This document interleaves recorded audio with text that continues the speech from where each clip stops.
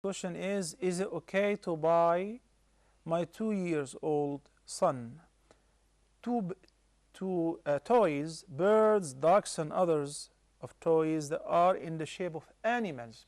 Okay, so the sister is asking about using and buying toys in the shape of animals for her child who's only 2 years old. We have a couple of ahadith that support the view that it is permissible for the kids to play with dolls, with images such as birds, horses, and so on. And the first reference is a sound hadith which is collected by Al-Bukhari and Muslim. عن عائشة رضي الله عنها. المؤمنين عائشة, may Allah be pleased with her, was a young girl, and she said, كنت ألعب بالبنات عند النبي صلى الله عليه وسلم وكان لي صواحب يلعبن معي. البنات here refers to the dolls that they used to make out of maybe cotton, wool, or clay.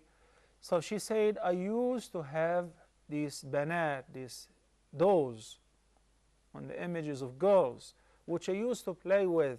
And I used to have friends, girls like me, who would come and they used to play with me in the presence of the Prophet sallallahu alaihi wasallam. In another hadith, and this hadith is collected by Abu Dawood, she also said, radiyallahu anha, when the Prophet sallallahu alaihi wasallam was returning from the Battle of Tabuk, كشفت الريح عن ستر.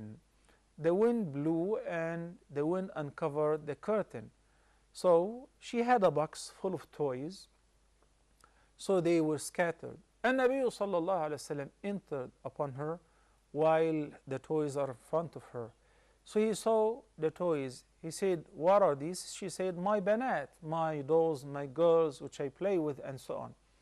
Then he pointed to a toy which was on the image of a horse with 2 wings of leather. He asked her, what is this? She said, it's a horse. It's a horsey with 2 wings. He said, a horse with wings? She said, yes. Don't you know that Sulaiman, Prophet Sulaiman, used to have horses with wings?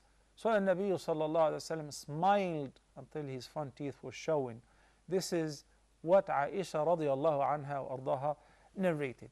Accordingly, many of the scholars said yes, for babies, for children, for minors, it is permissible to play with toys in the image of whatever, because these horses, these dolls, these boys or horsemen or birds are not used to be worshipped.